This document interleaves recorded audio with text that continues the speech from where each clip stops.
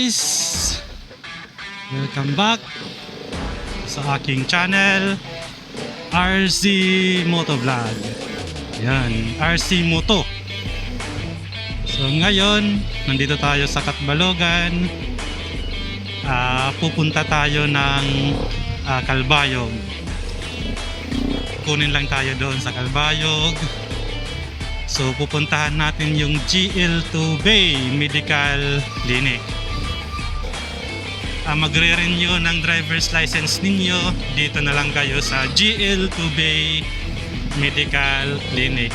So 300 pesos lang ang rate nila ngayon. Kaysa sa ibang clinic, yung iba may 400, may 450.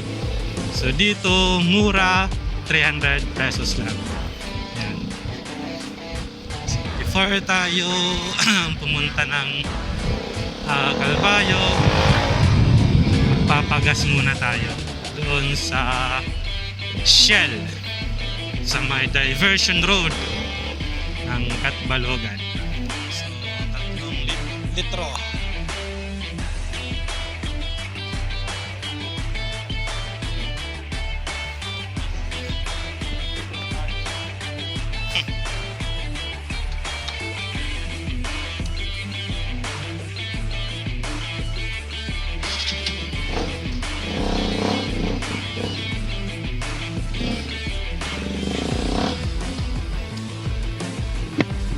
Yun, papunta na tayo ng Calbayog. Dito tayo dumaan sa diversion road ng Catbalogan para walang traffic.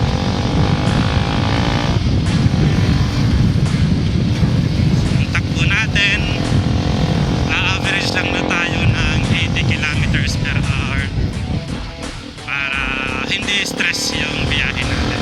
Hindi tayo mapagod. Kasi babalik pa tayo ng Tacloban. Natin ng Calbayog, babalik pa tayo ng Tacloban. So dapat hindi tayo ma-stress.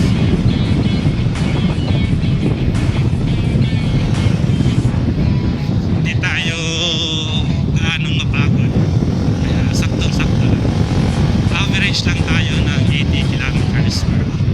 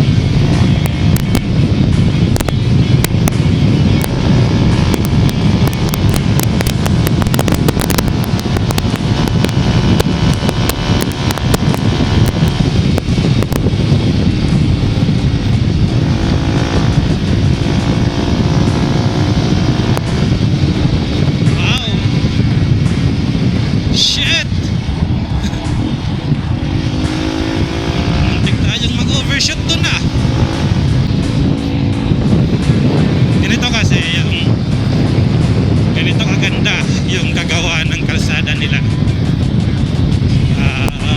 talagang ewan ko kung engineer ba talagang gumawa nito. Alam mo naman, kurbada pakanan yung kurbada, tapos pakaliwa yung pag-slant ng karsada. Tama ba yun?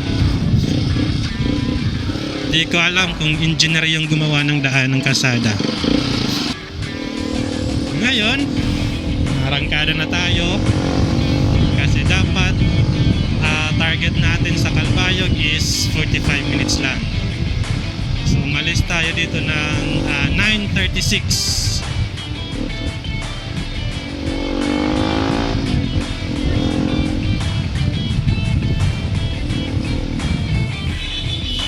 So baka tayo maabutan ng ulan. So, pag-usapan natin guys,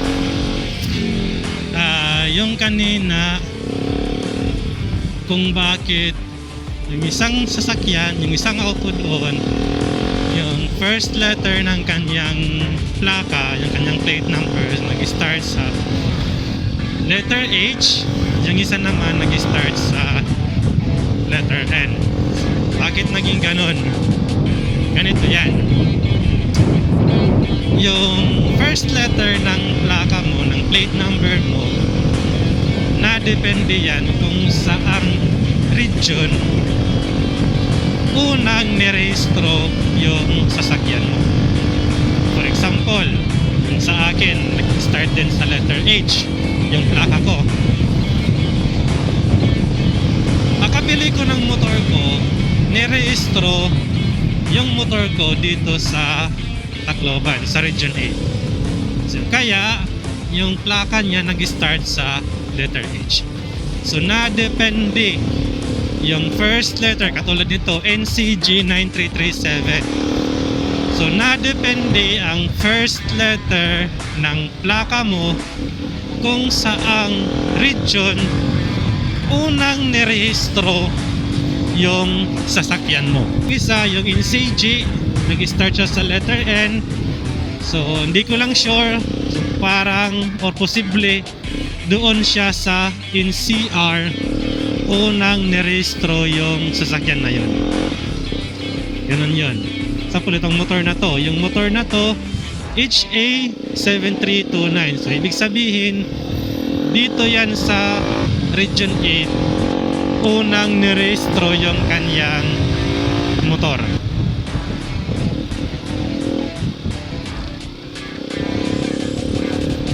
Ito pa yung pag-usapan natin. V is Grantors, so public utility vehicle to. Sa susunod natin na vlog, pag-uusapan natin itong public utility vehicle. For example, itong V is Grantors. Pag-uusapan natin kung ano lang max speed ng mga public utility vehicle.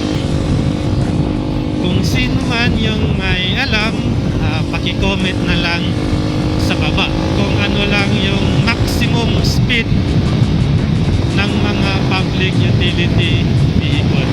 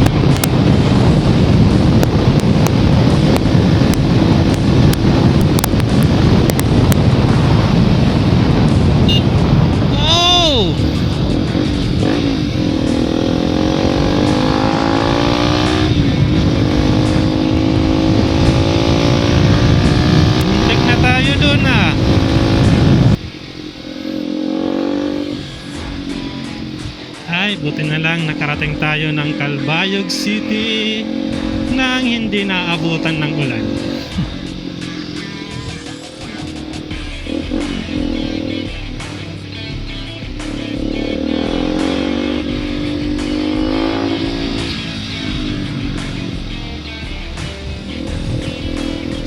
malapit na tayo sa clinic. So ito yung LTO ng Calbayog City. Ito yung medical clinic namin. LTO Medical, 300 pesos.